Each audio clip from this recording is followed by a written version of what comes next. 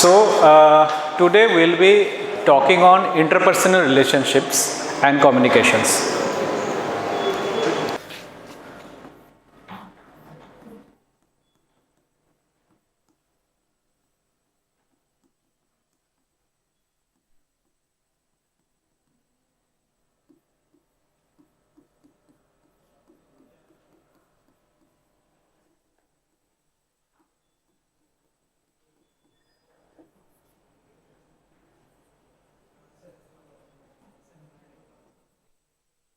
So the topic appears to be quite a simple one, right? So today we'll be talking about this one. So there are like two aspects of today's lecture. The first aspect is the relationship aspect and the second aspect is communication aspect.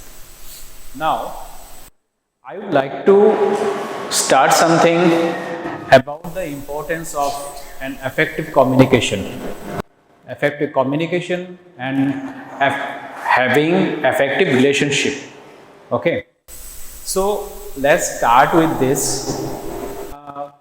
If we all are aware about the recent happenings, if you dissect the history since for last 2 decades, there has been many instances where doctors or medical professionals have been abused by the patients or the relatives, right? There have been like attack on hospitals, on the clinics, even not on only verbal but also physical abuse was there, right? In some instances, say I remember a case when I was staying in Mumbai where one ICU resident, he was providing care, he was a resident just like an MBBS pass out, he was providing care and he was describing the condition of the patient to the relatives. To some extent they were not satisfied with the explanation and an heated argument then ensued, followed by thrashing of the resident. After that he was admitted to the ICU itself where he breathed his last. Okay, so these are like very serious things that happening, and you know what, for this reason when MCI is converted to NMC and the rosters have been renewed and reformed, the importance of effective communication has been given a priority. Okay, many a times many untoward incident can be avoided if we communicate effectively from the beginning. Sometimes this miscommunication, it leads to this sort of incidents. At least if we say 70 to 80% cases can be avoided. I'm not talking nothing is 100%, nothing is foolproof, but at least we need to work upon that. That's why we'll be emphasizing on this part, how to develop effective communication and effective relationship. Now, again with definitions, anything that you can like, what do you understand by interpersonal relationship? Anything, whatever comes to your mind. So relationship means what? You are friends, you are having a relationship, right? We are having a relationship with our parents, we are having a relationship with our friends, spouses, sons, daughters, etc. Right?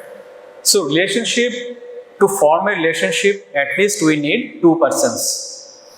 So relationship is a method of social communication and some norms to be followed in certain relationships, right? So we'll be talking to our friends in a manner, but we'll not be talking to our teachers in that same manner. We'll be talking differently to our parents, to our siblings, to a different manner. So that means every relationship is unique. Again, okay. So in relationship, there are some aspects again. So it starts with two relationship, but when it forms a group, there are broader groups, right? For example, now you are all first year MBBS students. Now we are a broader group. So people do form interpersonal relationship among themselves. They form friendship. There is peer relationship. There may be romantic relationship also. Okay. So apart from this, there will be like group of friends. So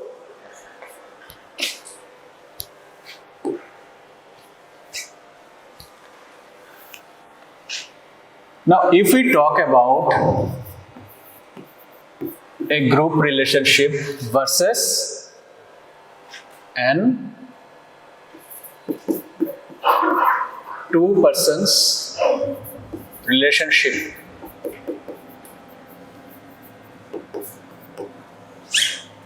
Can you tell me some differences? First of all, it is the number. Apart from this,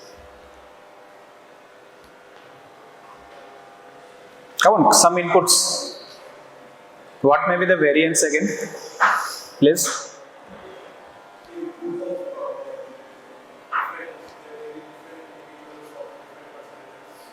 Right, different individuals will be there. Right, sharing different opinions. Right, views.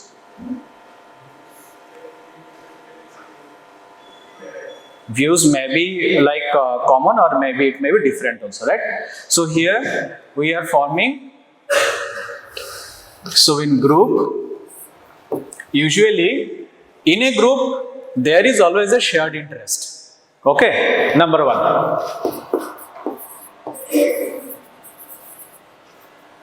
shared interest. Again, what is the shared interest? We all are medicos. If I am including in this broader group, we all are medicos. We are here to learn about medical science. This is the broader group. Okay. Now, in this group, say I am taking lecture for psychiatry or mental health, right? I will be having a different perspective of my subject. Some other person who may be taking lectures of medicine or physiology or anatomy, biochemistry, whatever, they do have their own opinions, right? Even the choices is also different, right? We always made our different individual choices. Can we put this off? This one. This is destructible.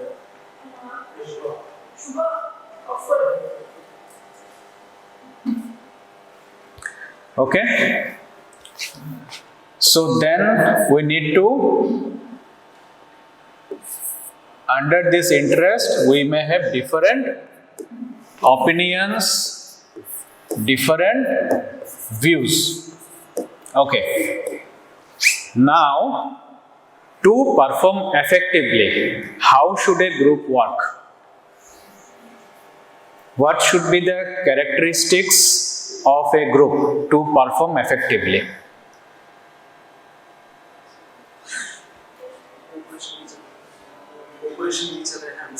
Cooperation and understanding. Okay.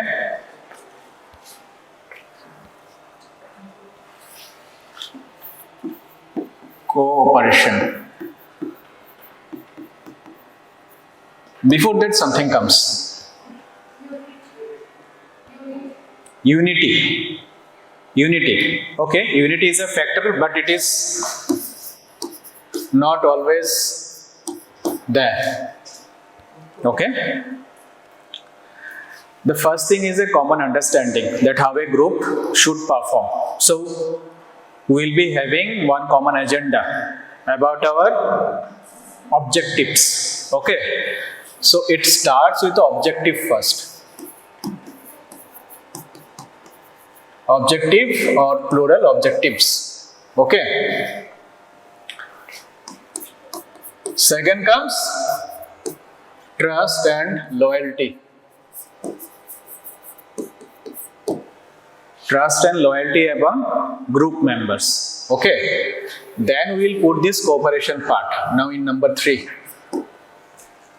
Okay, now apart from cooperation, another thing that is important is coordination. Okay, and also to perform a group, usually we need a group leader or a set of leaders. So a group usually perform under a leadership. Okay, if we say that it is a group which is performing objectively, but not necessarily a group should be having a leader also, because sometimes in a group of friends there is a like mutual understanding about the interest and common likes and dislikes. So in that case, usually a leader is not required. Okay, when it comes to a broader group, we may have people with different views and opinions. So if we don't form a like setup that how a group should perform, the group may end up in a chaos, right?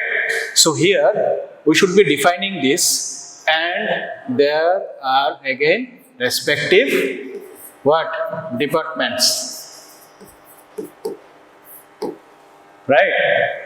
Now if we again come to a group of again medical college, just take this structure only, right? So grossly it has been divided into 2 groups, one the medical part and the non-medical part, okay, or the administrative part, right?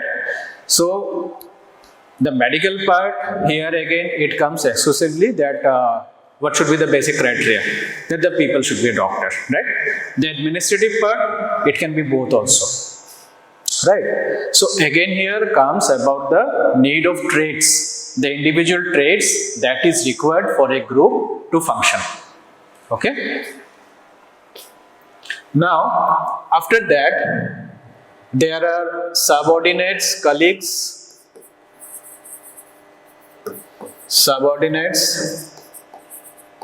how a group should be performing.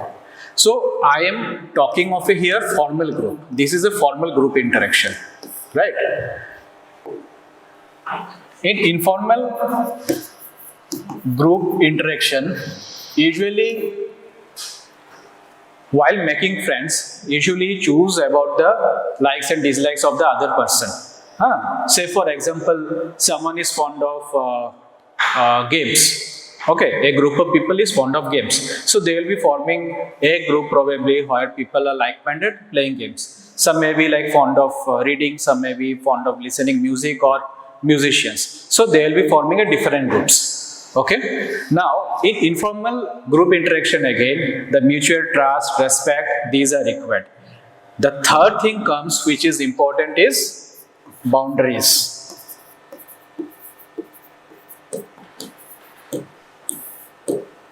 Which is important in both informal and formal groups, respecting the boundaries. Okay. Now, if we come to the interpersonal relationship dynamics in a group, okay, what should be the traits that make a group functioning effective or the interpersonal relationship long lasting? Some things we already have discussed about the trust, loyalty, cooperation, coordination, these things are required. Another thing is openness. Now here comes sometimes a conflict between this openness and boundaries.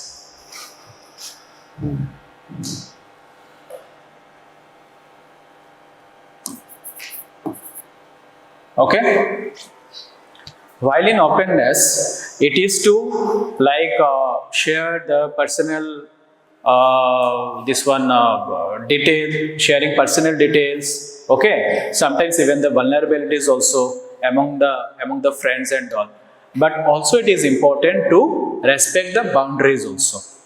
Okay, that how much a personal space should be invaded. Okay, For example, sometimes we tend to make fun of someone's values or the personal goals or ambitions. Okay? Making fun sometimes is alright, but if the interaction pattern develops in such a way that someone is continuously making fun of someone's values and goals, that is not correct. Okay? There comes the importance of boundaries. Okay?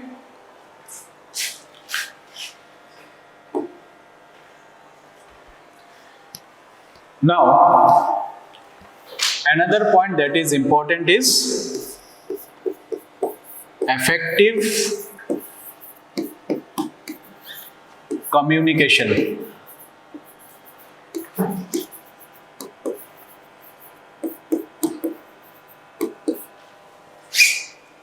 What does it mean? Sometimes what happens during the periods of miscommunication is something. Say for example, I am assuming that you were supposed to know my state of mind, and for that reason I haven't conveyed some of the details. Okay? But the person whom I was interacting, he was not able to assess it, and he was also not able to question me back for clarification, which has resulted some of unexpected behavior from my part, which the other person didn't like. Okay? So here comes the importance of again effective communication. So in effective communication, number one, the language should be clear and simple. Another important thing is that avoiding circumstantiality. What do you understand by it?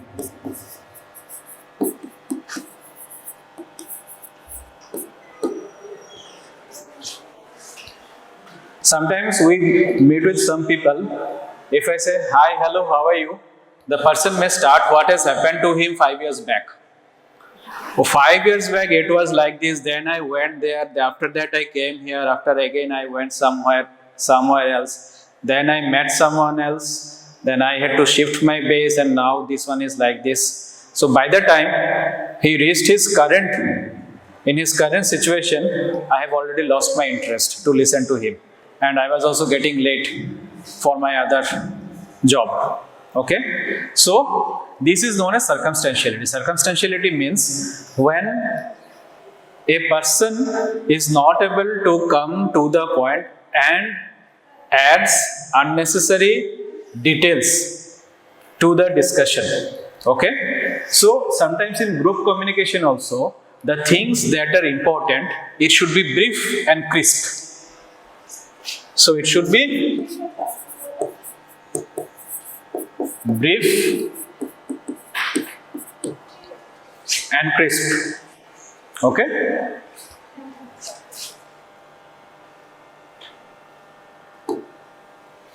So again, the third comes assertiveness. Assertiveness in communication. What is assertiveness? I have asked my friend, do you want to come for a movie? I may come or I may not come. The person is given an ambiguous answer. Then I was confused then what to do next again. Okay. In assertiveness, we avoid ambiguity. Ambiguity means yes or no, where the person is not sure.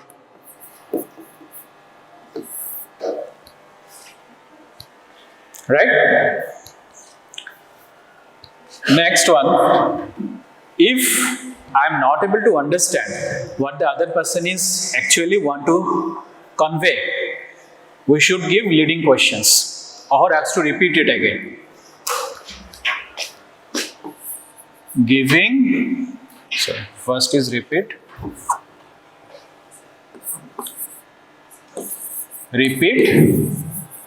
or put leading questions. Either I will ask that what he meant, what to clarify, or I will then give leading questions that what is it that you actually want to do? Do you want to come or not? Like this, for example. This is for a simplistic conversation. I am not talking of other complex conversations here. Now, why is it important for a group functioning to occur? Okay, because sometimes again in group we may come across three different classes of people. Okay, some people will be good at communication, they will be assertive, they will be transparent in communication.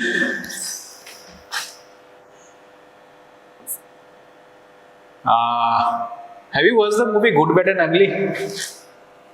There is a very famous Hollywood movie in the 1960s. Have you watched it? Or at least heard of it? Good, Bad and Ugly. The Good, Bad and Ugly. Yeah. It was a Clint Eastwood movie. Acha, okay. So, here again, we can again classify the group conversation also into good, bad and ugly. Okay. The good conversations are like trust, loyalty, transparency, having effective communication, assertiveness, all those criteria. Okay. In the group, we will also be finding some inert or indifferent people.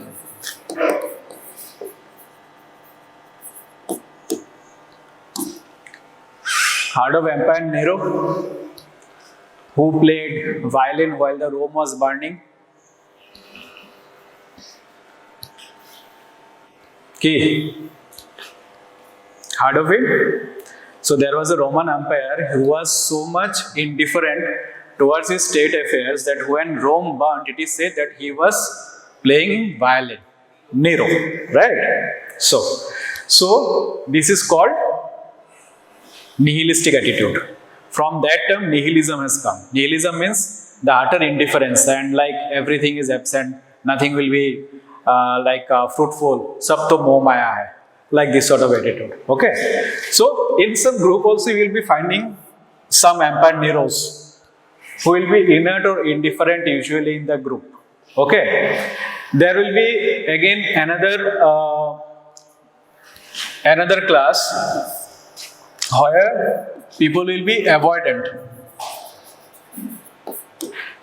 Avoidant means avoidant in making difficult conversations also. Okay. For example, in a group, one of the group member is not performing well or behaving well, but everyone is pushing the other that who should tell him to rectify himself, because telling him may jeopardize the relationship. Okay.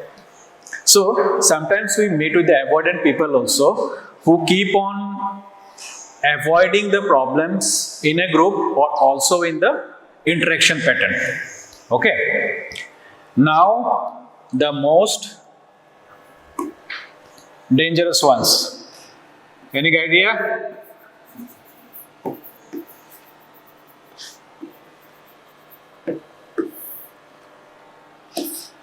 There will be manipulators.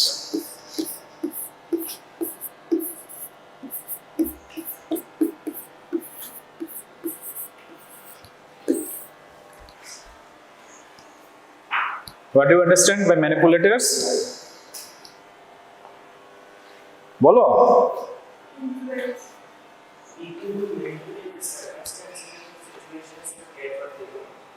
Okay, very good. Anyone from here was saying something? Who influence other people? Okay. In a good way or bad way or in an ugly way? According to the interest. Okay. Nice. Good.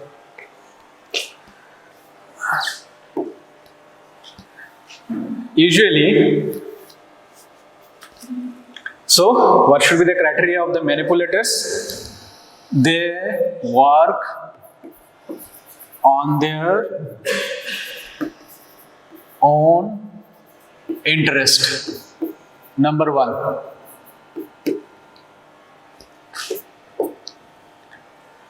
They may work in a coveted way or in an uncoveted way. Sometimes the good manipulators, not good manipulators who are like good at the skill, they may work in a coveted way where at the initial phase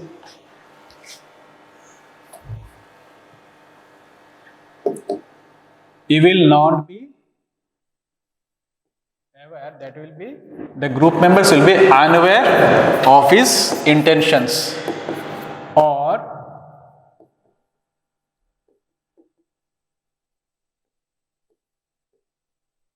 there may be shifting of blame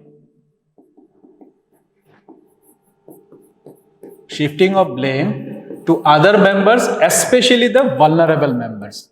So what the manipulators usually do is they usually pick some vulnerable people from the group first whom they want to target. So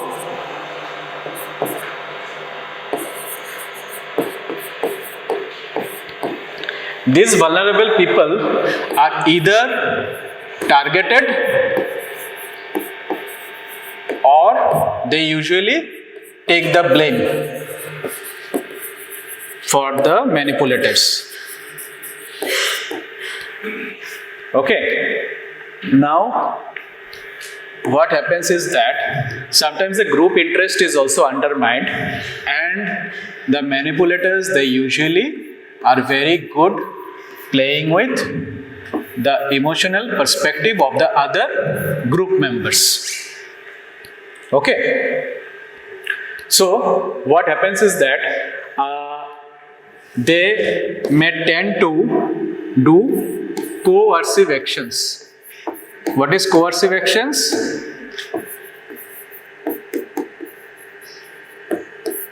Again, manipulating the group members to perform the actions which may be not in the interest of the whole group.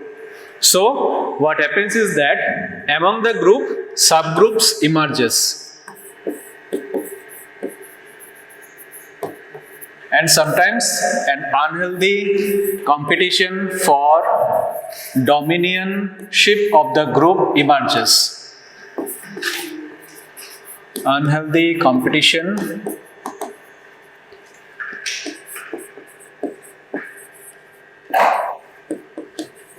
for dominion of group. Clear?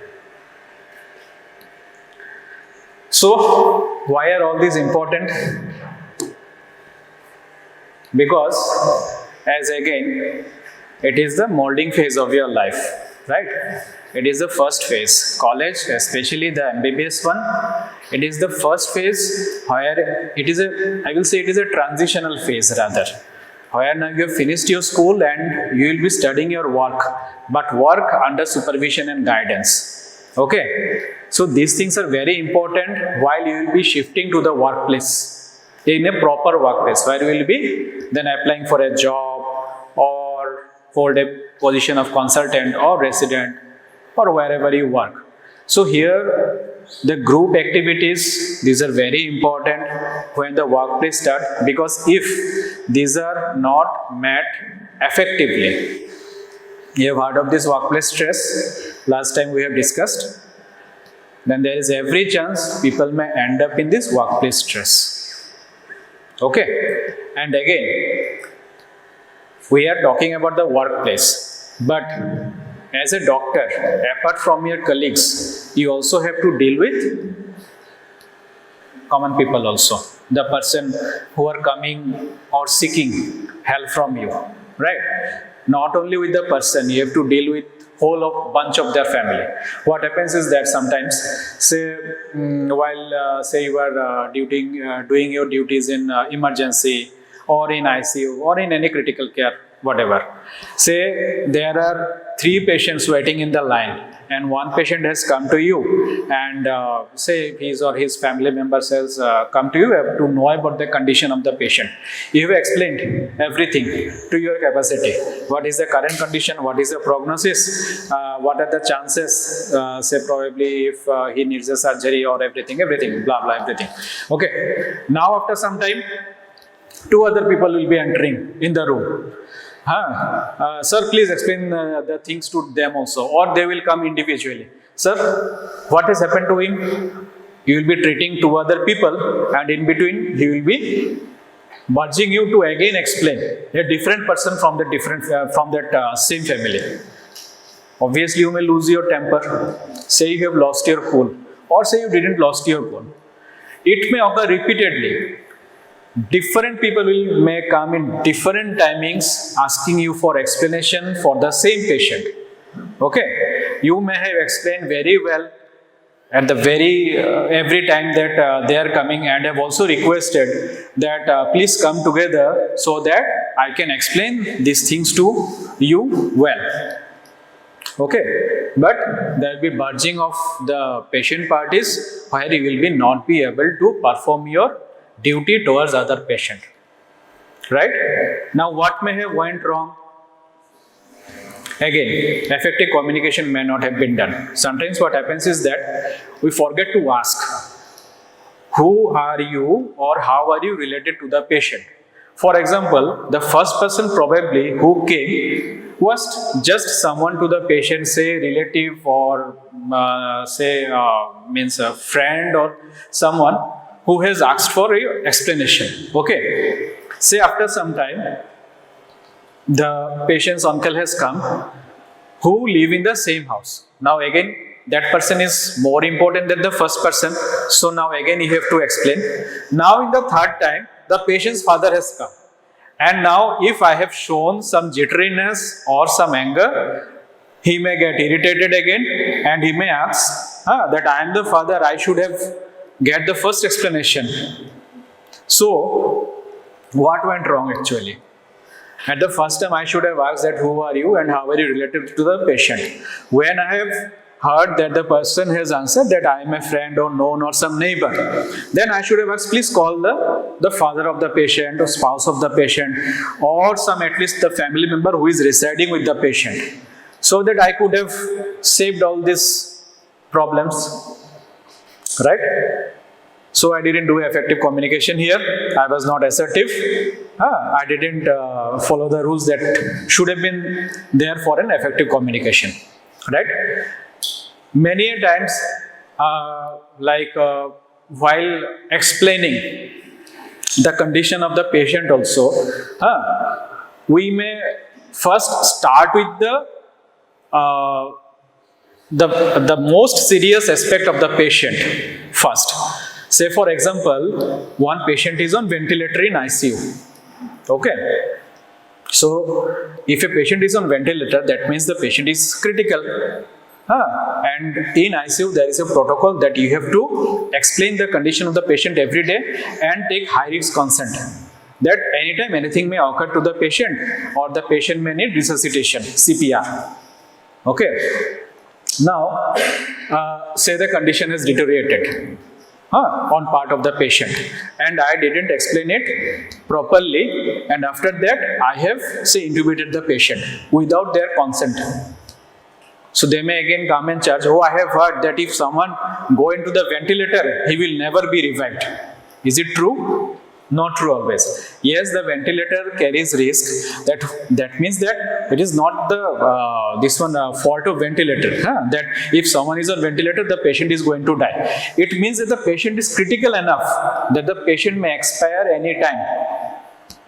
There is a difference between it.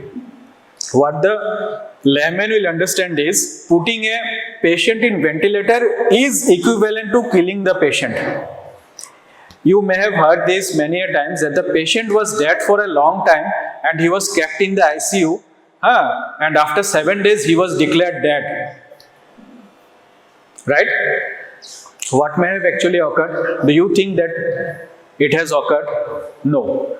Probably what happened is that The patient was on ventilator and on critical care support for a long time, and was explained that only the patient is on ventilator, that's why he is surviving. If we pull out the ventilator, then he may expire. Right?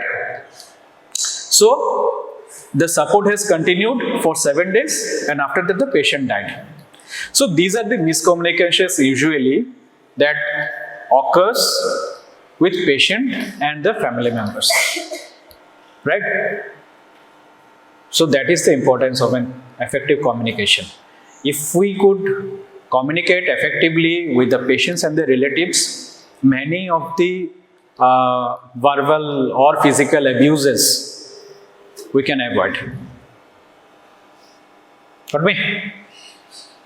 Anything more you want to ask? I think you guys must be quite tired today, na? It's time also. Achha, any questions? Anything you want to ask? None, na? Okay, thank you then.